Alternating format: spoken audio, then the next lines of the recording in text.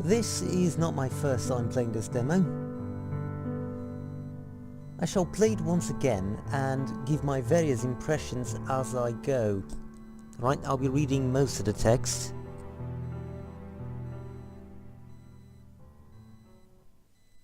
Let's get this started. This is the Red Lattice Studio. Don't think it has changed name yet. Yep, here's all the chaps who works on this. This is a work of fiction, and your resemblance to reality is entirely coincidental. Okay, now let's get this started. I awoke to a familiar sound. It was a rhythmic and repetitive noise, like drops of water falling in a cave. But more than anything, it was deeply unpleasant. All the more so because I knew what accompanied it. I was immediately struck with fear. A violent surge of thought wrought by an unstable mind, my own mind. With no available refuge, an indiscernible number of memories flooded into my head, overwhelming me and causing intense pain. I came to my senses, the torrent having abated for a moment, but something was distinctly off. The world lacked substance, and the walls had no texture. It was as if someone had removed their very essence, leaving nothing but a colourless, intangible form. Even what I thought was there was nothing but a void, empty and desolate, incapable of supporting life. Nevertheless, I still felt as though I was breathing, albeit in a faraway place. It was as though my surroundings were merely an elaborate illusion, possessing an ethereal-like beauty, whilst at the same time being foreboding and inhospitable. That's when I realized where I truly was. I had once more traversed that fine line between dreams and reality. I was inside my mind, in this place, removed from the plane of consciousness. A parallel world that manifests itself when I sleep. I call this place Mindstorm, a turbulent mass of negative thoughts that mimics my memories, taking on the shape of my hometown. An apt name for this mirrored, albeit twisted version of reality. Inside this dream world, Mindstorm, I can re-experience more memories and explore the confines of my thoughts. This, however, has uncomfortable drawbacks. As if an intruder suddenly entered my mind, the world becomes alert, sensing my presence as one might feel an ant crawling on their skin. Disgusting. I'm immediately seen as a foreign object and an enemy. Perhaps I am my own greatest enemy, for when I'm here, I'm forced to be alone with myself, to face the darkest sides of my personality and my worst fears. My guilt, my poor decisions, my failures, they all weigh on me here. This is because Mindstorm is built up of memories, old and painful remnants of my past that continue to haunt me, reminding me of my own weaknesses and frailties. The memories here are recreated with unerring detail, presenting themselves for me both to dissect and to relive. A perfect facsimile of my past. Every time I'm thrown into this place, part of me desperately longs to escape, but I decide to stay. I want to look for something, although I'm not entirely sure what that something is. I don't know what facsimile means. That's something to check on later. Allow me to just write down for a second. Facsimile. A hint, an answer as to why I possess this ability. O que foi? Não. Não me pediste para trazer. Não me pediste para trazer. Não me pediste para trazer. Tu estavas a usar quando ninguém trouxesse. Eu não trago os meus.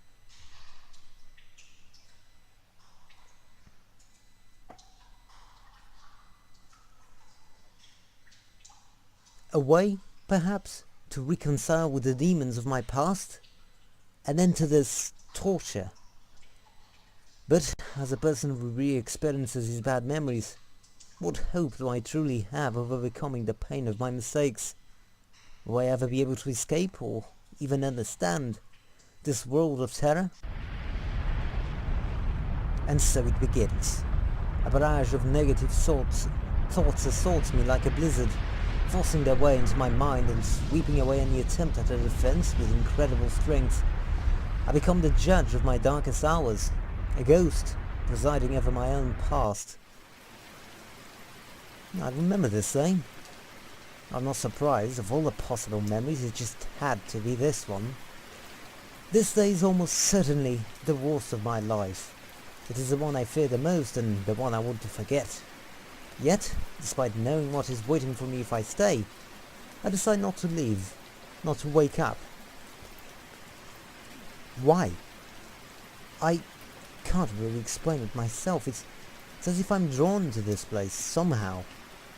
Perhaps I'm so desperate for answers I'm willing to endure being a voluntary hostage to the worst events of my life, living them over and over again in this wretched place. Even though some of the memories I experience are painful, with a handful even being enjoyable, reliving them brings forth regret, anxiousness, embarrassment. This place has allowed me to see firsthand why people are meant to forget, and why the past must be left behind. Living in the past isn't practical nor productive, and it brings forth nothing but pain.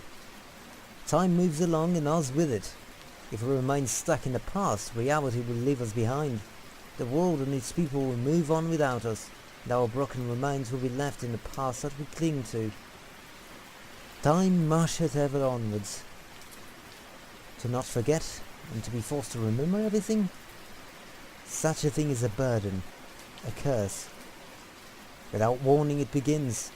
My surroundings take shape and I begin to recall all of what I felt at that moment, the emotions welling up from within myself.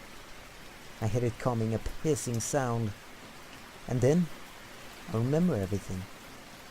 The ice-cold water hitting my clothes and ricocheting off the ground, the freezing damp wind on my face. I count the precise number of raindrops in the sky and see their exact trajectory as they fall. I refamiliarize myself with all the smells and sounds, even noting the exact pitch of the faint bird song in the distance. I know everything down to the most trivial minute way. Nothing is omitted. I see and sense all. The strain on my senses and mind is too great. There's an ever-growing sense of pain overcoming my very existence, as all of the memories flood back like a deluge, impairing any and all reason. It's almost like evoking an entire reality into my mind, instead of simply remembering. It's far more than the human mind should be capable of. It's too complete, too perfect. It's alien and it's unnatural. Okay, this here, the way the text is written on the spot, it's the kind of writing I don't like very much. Lots of hyperboles, lots of exaggerating. I'm not a fan of it, doesn't mean it's bad though. Okay. Everything becomes a blur. The physical sensations subside briefly, only to be replaced by a cascade of emotion. I feel like crying. I desperately try to cope, but it's all in vain. As long as I remain here, I won't be able to escape with what I said nor felt back on that day. I sink into despair as I remember every second of the confrontation in painstaking detail. I fall to my knees, grasping my head as grief takes hold and tears start rolling down my face. It's like I'm experiencing this heartache for the first time, even though this is one of the many times I've relived this. And more than anything, it hurts. It hurts just as much as it did back then. I clench my teeth, enduring the heartbreak. Out of sheer desperation, I begin making a gesture with my hand, but stop myself at the last moment. I could end this memory right now, or jump to a different one. If so, then why do I stay? I can't fight it, the feeling, and as though time has frozen, I know it's coming. I hear her footsteps and see her damned, miserable figure walking towards me and battered by the rain. She calmly approaches me, anguish written on her face. Despite everything she's done to me, why can I feel relief at the sight of her? I won't mince my words. I hate her. Even now I resent her. And at the same time I love her. I can't change my feelings, and no matter what I do, she'll always walk away. Bitterness takes hold of me. I'm a slave to circumstance, unable to say anything. I have the power to shape this world, but not the way I feel. This memory gnaws at me constantly, always there in some remote recess of my mind. Is it because I can't forget? Or is it because I chose not to forgive her? I hear a distant sound. It's her voice.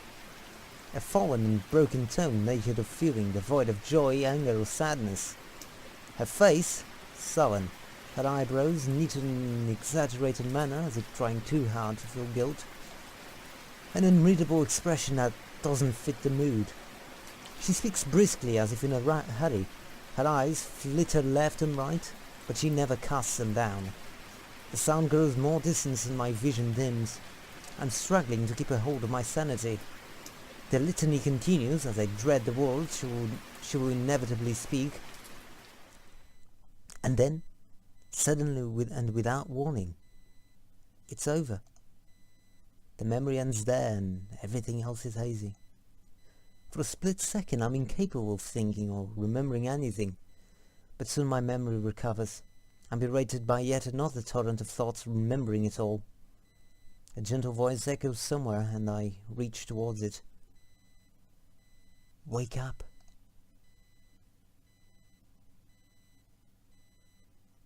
Black screen. And so I woke up. Alright.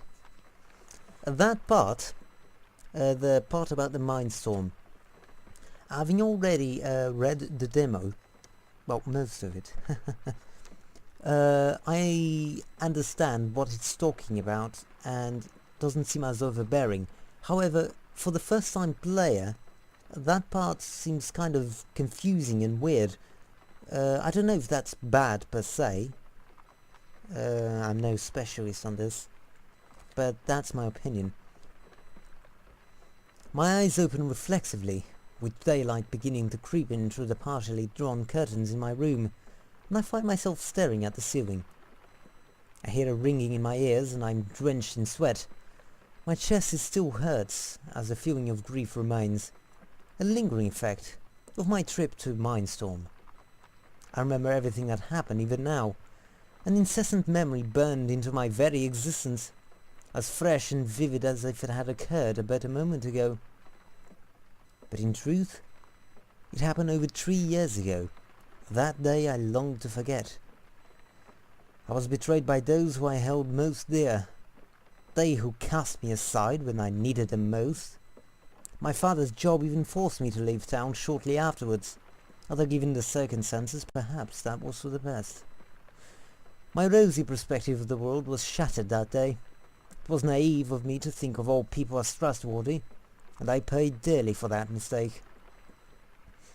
I take pause in my involved conversation with myself, and identify the familiar pitter-patter of rain on the roof. I turn to look at the grey sky outside my window. The thick cloud cover suggests that the rain doesn't seem to be in a hurry to let up anytime soon. That's fine though, and like most people I find comfort in the rain. I further collect myself, putting up a splitting headache thanks to an agreeable awakening. Mindstorm isn't usually so volatile. I wonder what's going on. Mindstorm has a significant impact on my life, allowing me to relieve my past and even preventing conventional dreaming, but it only rarely leads to such violent awakenings. Although they certainly have happened before, these disturbances tend to be very uncommon, and are the result of significant mental strain. Perhaps it's because of the move. I only moved back to my hometown, Violet Hill, a couple of days ago, so there's still a lot to do. Casting my eyes across the room reveals several unpacked boxes I'll have to get to later. Certainly, the stress from the move could explain why Mindstorm is out of whack, but there may be other factors at play. It's difficult to know at this point. Realizing I should get a move on, I finally muster enough energy to get off the bed and, after a brief moment of unbalance, I find myself standing up straight. Well, whatever's going on, overthinking everything isn't going to help me. I should probably take an aspirin or something to help with this headache. I have my first day of school in a couple of hours, and I don't want to look like the back end of a buzz. That would attract unnecessary attention. Although, being a new student, whatever I do is going to put me in the spotlight. I heave a long sigh. Joy. As soon as I said that, my mobile started buzzing. What in the world? It's 7 in the morning. Who calls so early on a weekday in this day and age? With slight hesitation, I picked up the noisy thing from my end table and checked the call screen. Oh, it's Kyosuke. I can probably guess what he's after. I did forget to mention one minor detail about the move. I didn't tell anyone. I'm going to take a wild guess and say he's probably a little on the belligerent side right now. The phone continued ringing. Well, he's persistent. I wasn't planning on answering at all, but that would probably make things worse in the long run. I guess I owe him an explanation. I laid back on the bed and brought the phone up to my ear, bracing for an angry response. Good morning, this is the Oka residence. Oka residence, my arse! You know it's me, where are you? Ah, nothing like some colourful vocabulary to start a conversation off. Oh, don't worry about where I am, it's not important. I just had something I needed to do, which may or may not have involved leaving Yukito. The art gallery presentation is in 2 hours! What on earth possessed you to suddenly go on a spiritual trip? This is the Arts Club's final project! Our crowning achievement! Why the hell aren't you here?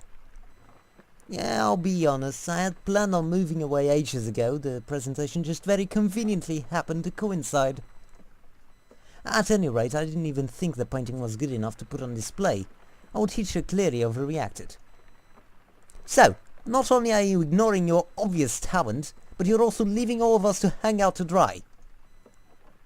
Pretty much. You miserable little Let's try again, alright? You miserable little cretin. I heard a long sigh from the other end of the phone. Is this about you know what? Yeah. Well, you could have bloody said so from the start. Mindstorm is behaving extremely erratically. I think the stress from the move may have triggered it to go on overdrive, and it's not getting any better. I had a very bad episode this morning. Okay, so why didn't you tell me this was going on? What do you think I'm doing now? Just remember, I'm telling you this because you're my only friend. Yeah, I know. Now are you going to tell me why you left so suddenly? Oh, it's because I can't put anyone at risk. Hanging around others is just inviting disaster thanks to Mindstorm. I get the feeling I'm only an exception because I've been in the eye. Maybe so. You sure love your secrets, don't you? I don't suppose you've returned to your hometown, Violent Hill, then? Indeed I have. So, if you feel like you're getting too attached to something, you simply leave. Something like that. Then why there of all places? Isn't the whole point to go somewhere entirely new? My father said he had to do some work here, so it just made sense. And anyway, I'm used to changing homes a lot, so I don't really mind where we go. Aoki, you need to quit your lone wolf act. That and your endless need to move are seriously unhealthy. It's fine like this. I'm not hurting anyone and no one's hurting me. It's only fair. So what are you going to do now? Will you still try to learn more about Mindstorm? That's right, but I first need to get rid of this stress. It's making learning anything about Mindstorm problematic. Hell, even a potential health hazard. Well, if you want to know how ESP works, I do as well. Right, any ideas? And it's not ESP. You can browse your brain as if you were organizing a stack of files. How are you not an Esper? You're making it out to be pretty innocuous. It's more of a curse than a gift. Now suit yourself. I would train my genius for your Esper powers in a heartbeat. Now you don't know what you're saying. And who would want your subpar intelligence anyway? It definitely wouldn't be a good deal for the other guy. That is no way to treat your best friend.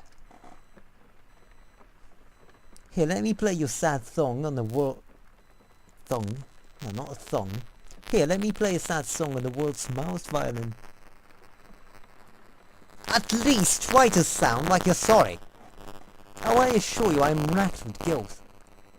Okay, one of those days your mouth is going to dig a hole you can't crawl out of. I'll make it a cozy two-man hole for us to live together in then.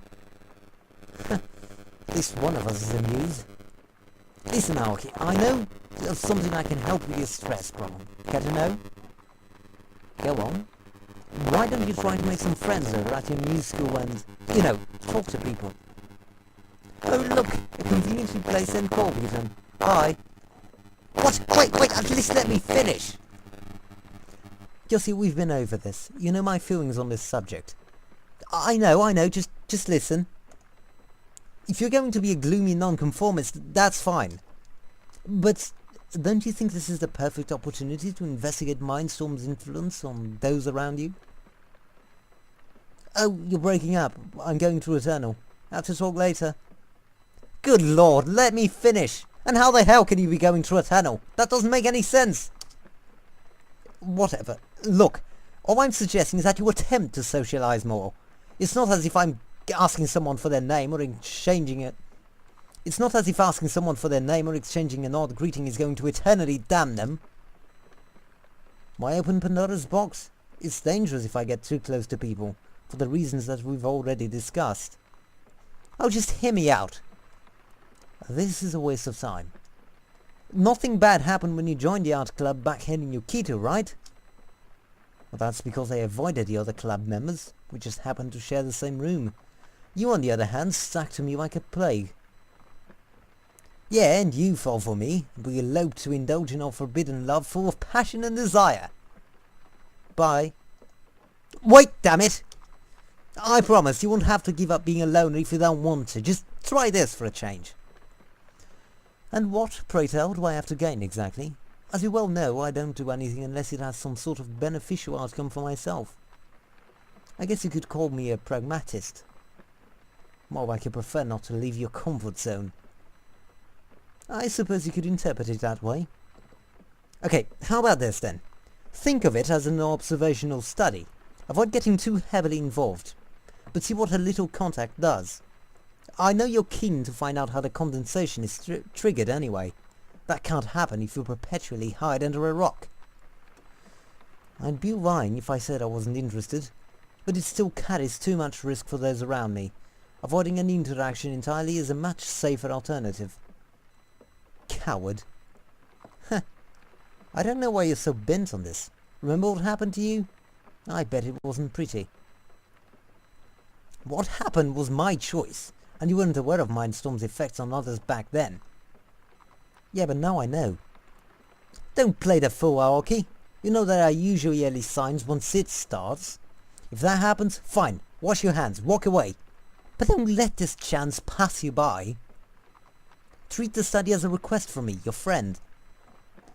I'll think about it. I'll be going now. Sorry about leaving so suddenly. Don't worry about it, just don't do it again. For both of our sanities. And Aoki, good luck. Yeah, bye. I hung up and put my mobile back on the end table. I got back up off the bed and noticed that I was feeling a bit better. Visiting Mindstorm put significant strain onto my body and mind, but, at least from what I can gather so far, the side effects appeared transient. I don't know whether or not there are any long-term complications, but so far there hasn't been anything noteworthy. I even go to the doctor periodically to for checkups to be on the safe side, but my health is fine. The only thing I gain from my frequent doctor visits is a reputation as a hypochondriac over at Yukito Clinic, but that's beside the point. Stealing a glance at the time, I realise it's already 7:30. Well, let's get ready for my first day of school. After taking a shower, I put on my new second-year Sakura High School uniform, which consisted of a regular dark-coloured blazer and a pair of cerulean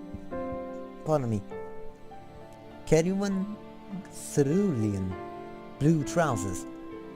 After getting ready, I went downstairs to make some breakfast. I'm short on time, so I'm having to rush a little. That call with Kyoshi was unexpectedly long. I can't even remember the last time I spoke with someone for so long these past few years, even my own father. I have to admit though, the way that nosy Kyoshi presented his stress relief as a study of sorts, it piqued my interest. As long as I don't involve myself too much, doing some research to learn more about Mindstorm is a good idea, especially since it will minimize the amount of people adversely affected in the future. Anyway, I better stop wasting time and eat some breakfast. I quickly made a fried egg, a piece of toast and poured out some milk. Sitting on the leather couch in front of the TV, I then started eating my rather plain, although quite filling breakfast. It's been raining all week, huh? It was odd considering today is March 21st, the middle of spring. The rainy season is still at least a month off, and the temperature has been quite cold too. Picking the remote off the side of the couch, I turned on the TV and flickered through the channels until I got to the weather report. The forecast was the very definition of inconsistency. Tomorrow, supposedly, will be sunny, followed by a rainy Wednesday and then a very cold and cloudy Thursday. Probably. It seems that the jet stream and pressure systems are behaving erratically, leading to highs of 30 Celsius in Moscow, snowstorms in Brazil and seemingly endless rain here in Japan. The weather report calmly explains that these events are just pressure disturbances that have resulted in unpredictable and potentially extreme weather. He goes on to say that this is temporary, however, and should be over in a couple of weeks. I don't know much about meteorology, but this weather seems very strange. Whatever the case, it's unlikely to affect me much, so I don't really care. It'll be sad to see the rain leave tomorrow though. I turn off the TV and leave the dishes on the side of the sink before heading upstairs to brush my teeth. I finish getting ready and head back downstairs. Time to go then. I quickly head out the door, remembering to lock up and leave.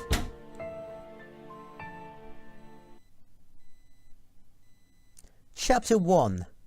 One Aeronaut? Wow, the rain really hasn't let off. I'm glad I have my umbrella with me. Although at this rate it might have been better. It might be better if I invest in a boat. We've been having this weather since last Monday, but even if it did interfere with the move somewhat, I can't really complain. I like rainy days. Me too. I love the sound the water makes as it hits the ground, the sight of the raindrops harmoniously falling downwards. It's a sublime natural melody that helps to relax both my body and my mind. The rain washing away the filth of the earth. Rain has an important symbolic meaning for me too. Okay, maybe I've been reading too long, but I've started to become dyslexic. God. Let's try to continue. It's closely related to a poem I read a few years ago, shortly after the events of that day. That piece of writing was key in defining who I am as a person now, but to grasp why, it's necessary to understand the changes that took place within myself. 3 years ago, as a consequence of that painful memory, something happened inside of me. The changes were sudden and it was as though something within me had broken. My personality was heavily affected and I became an entirely different person.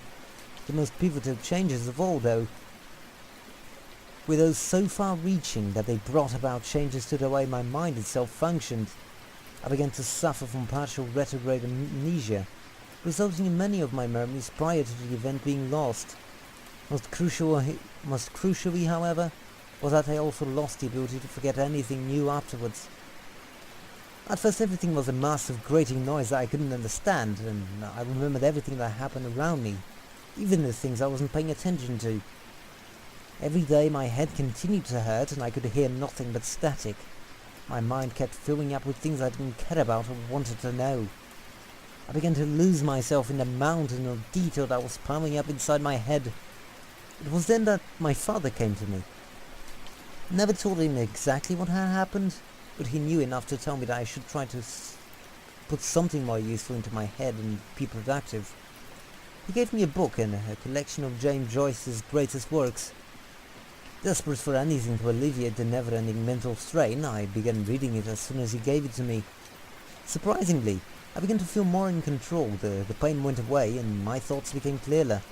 But it was not until I stumbled across that poem that I was finally able to cope with my new person. Memories flow by like a stream of water, constantly moving. It is that constant motion that keeps us from obtaining perfect recollection. The memories will always be somewhat hazy and deceitful, though not for me, not anymore. Come to think of it, now's the perfect occasion to recite the poem, given the rain. I cleared my throat and made sure no one was listening. Then, with a soft, sullen voice, I began. All day I hear the noise of waters, making moan, sad as the seabird is when going, fought alone. He hears the winds cry to the waters, monotone. The grey winds, the cold winds are blowing where I go. I hear the noise of many waters far below. All day, all night, I hear them flowing to and fro. A short but exquisitely beautiful poem indeed. And in case you haven't noticed, I don't know how to read poems. I don't even like poems. I don't tend to understand them. I always find new meanings in his words. That was Joyce's, right? Someone suddenly spoke from behind me. Don't tell me. Someone heard me just now. I was practically whispering, so how... I interrupted myself and turned around. Oh, it was a girl. She's about my age and sporting my school's uniform. I think I'm supposed to say something to her. Kioska's right, there's no need to outright ignore people. And anyway, she's also a fan of Joyce. She can't be that bad, right? Yeah, that's right. It's my favourite. You like his poetry? Not really. But that one poem, I love it. Okay, I'd like to come up with a voice for her. Not really, but that one poem, I love it. I'm glad to know that a schoolmate shares good taste in literature. There was a pause as I grasped for words. Well, yeah, likewise, I guess. Oh god, why did I do this to myself? This couldn't be any more uncomfortable. I must escape. Well, you know, I kinda have to go... What the hell? What is it? That's when I realized something was very wrong about their situation. The girl was completely drenched. She's calmly talking to me in the rain. How the hell did I not realize this beforehand? As I stared, trying to mentally come to terms with this bizarre and outlandish situation, I noticed something about her was off. The girl gazes back at me as if she felt something too, her lips quivering as if she's searching for the right words. Oblivious to the water on her clothes, her soaked garments stick to her shapely figure, accentuating her feminine features. She stays still, as if disconnected from this world. Her argent hair glistens in the rain, and an absent-minded look on her face suggests that she's not quite herself right now. It seems I've ruined my voice.